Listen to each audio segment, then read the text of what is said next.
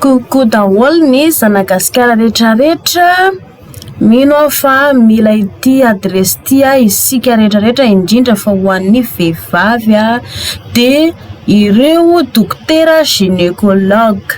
Misy adresy maromaro reto eraky ny Madagasikara, misy Toliara, misy Antsirabe, misy Antananarivo, misy Toamasina, efa nikarokaroka tany ambadika tany ihany koa fa ny sasany mbola tsy voakaroka.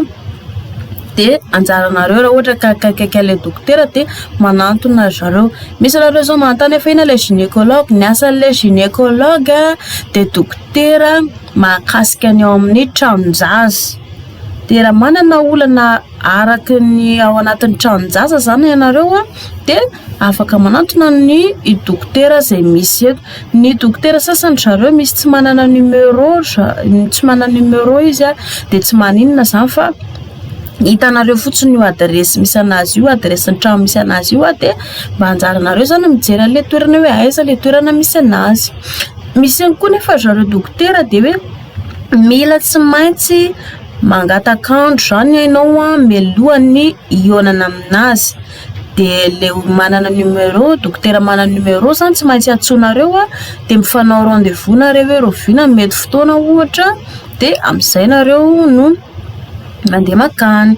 Dia le eto amin'ilay consultation le mandoha vola rehefa ho any amin'ny dokotera dia tsy maintsy mandoha vola akory fa tsy tonga dia hoe mandehandeha fotsiny dia mba tonga dia resahana amin'ny dokotera hoe ohatrinona consultation dia ohatrinona ny zao dia mba moramora kokoa anareo zany manomaly vola sy mba hoe tsy rehefa tonga any dia diso hevitra tamiko fa ahoana le izy.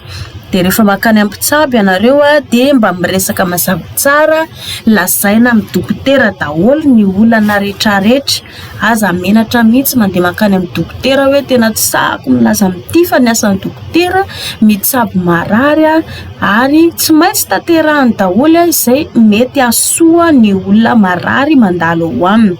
Dia anjaranareo zany mamaly izy. Raha ohatra nareo zao miolakolaka be mandangy aminazy fa tsy milaza marina dia na ny dokotera tokony hoe andoha vola kely anareo kanefa lasa ny sasatra ela be izy vao nahavita le satria nareo tsy mitsotra marina dia lasa miakatra ny prix.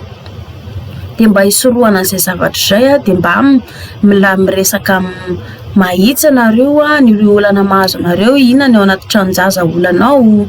Mety ohatra hoe tsy mangatsiaka ny tranon-jaza, inona no mety hoe afaka miteraka mahakasika ny implanao. Raha ohatra zany ka hoe mbola tsy teraka fa ohatra hoe afaka kelikely izay mivady fa afaka miteraka izay ny asan'ny gynécologue dia anjaranareo no miresaka aminazy mivantana nefa tsy misy tokony mamenatra zany. Dia mila manana fahasahina ianareo amin'izay zavatra ihany koa dia mba tsy misy tokony mahamenatra sy hatahorana koa nge zany satria lalam-piainana zany fiainan'ny olombelo zany. Dia ho an'ny lehilahy ihany koa dia mba omeo courage koa madama satria ny gynécologue dia ny fiainan'ny vehivavy tsy maintsy eo ihany koa ny lehilahy satria matora misy olana ny tranon-jaza vehivavy. Ny lehilahy ihany koa dia tompony antoka amin'izay fotoana izay satria tsisy hoe vehivavy mararirary fahatany eo akory.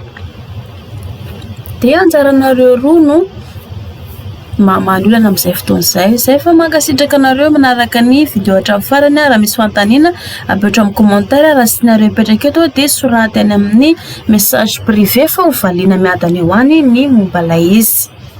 Dia mino fa mazava tsara angamba le izy efa mba nataoko miadakadana izay vao tapitra le izy dia mba afaka soratanareo any an-trano any ny adresy ny momba anazy dia afaka enregistrenareo any koa le izy. Zay fa mankasitraka tompoko.